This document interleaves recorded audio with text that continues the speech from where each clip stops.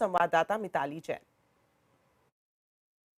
तो एसबीआई की research report के अकॉर्डिंग अगर यूएस के जो टैरिफ्स है वो 15 से 20% बढ़ भी जाते हैं तो इसका इंडियन एक्सपोर्ट्स पे हमें खासा फर्क नहीं पड़ेगा। सिर्फ 3 से 3.5% का एक्सपोर्ट पे यहाँ पे दबाव आ सकता है और इस दबाव को का प्रभाव जो है वो कम करने के लिए इंडिया जो है वो मिडिल ईस्ट रूट्स जो ट्रेड रूट्स है वहाँ पे भी एक्सप्लोर कर रहा है ताकि हम कैसे इस एक्सपोर्ट के जो टैरिफ के वॉर्स के कारण प्रभाव पड़ता है उसको कम कर सके। और ये मानना यहाँ पे ज़रूरी होगा कि यूएस अभी भी भारत का सबसे बड़ा एक्सपोर्टिंग पार्टनर है। FY24 में जो टोटल एक्सपोर्ट्स किए थे उसका 17.7% जो शेयर है वो यूएस का ही था। एक नजर डालते हैं टैरिफ की पिक्चर्स की।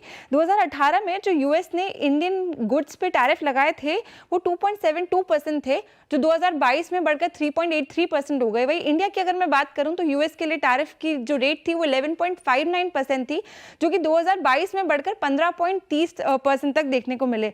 अब बात करते हैं ट्रेड सरप्लस की। तो भारत का जो ट्रेड सरप्लस है यूएस के साथ 2000 जो सन था उसमें $7 बिलियन का आंकड़ा 2024 में बढ़कर अभी $45.7 बिलियन हो चुका है, यानी कि 550% का यहाँ पे हमें इजाफा देखने को मिला है।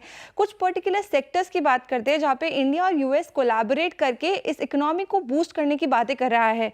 तो सबसे पहले हमारी लाइन में है डिफेंस और एरोस्पेस। यहाँ पे भारत और यूएस के बीच डिफेंस एडवांस इक्विपमेंट्स की बात जारी है और को प्रोडक्शन को लेकर भी यहाँ पे चर्चाएं शामिल नजर आती है। यूएस इंडिया का जो कॉम्पैक्ट इनिशिएटिव है उसमें मिलिट्री पार्टनरशिप और डिफेंस जो यहाँ पे सप्लाई चेन है उसको मजबूत करने की बातें भी सुनने को मिल रही है।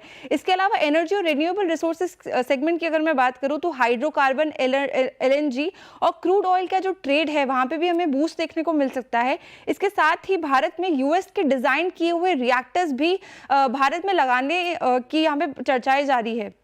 टेक्नोलॉजी और इनोवेशन सेगमेंट की बात करूं तो सेमीकंडक्टर्स, एआई, क्वांटम टेक्नोलॉजी और बायोटेक्नोलॉजी जैसे सेगमेंट्स में यहाँ पे हमें दोनों देशों का कोलैबोरेशन नजर आ सकता है। इसके अलावा फार्मा में एपीआई की मैन्युफैक्चरिंग और इंडियन जो डिवाइसेस और मेडिसिन है उनका शेयर यूएस में बढ़ाने की भी बातें जोरों शोरों से यहाँ पे देखने को मिल रही है।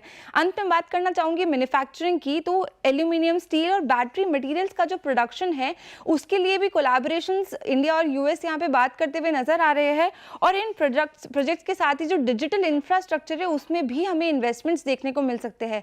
तो एसबीआई की रिसर्च रिपोर्ट का कंक्लूजन यही है कि वहां से अगर टैरिफ बढ़ाया जा सके तो भी हमारी इकोनॉमी उस टैरिफ वॉर को झेलने के लिए अभी सक्षम है और दोनों की जो कोलैबोरेशन है उससे इकोनॉमी में काफी बूस्ट देखने को भी मिल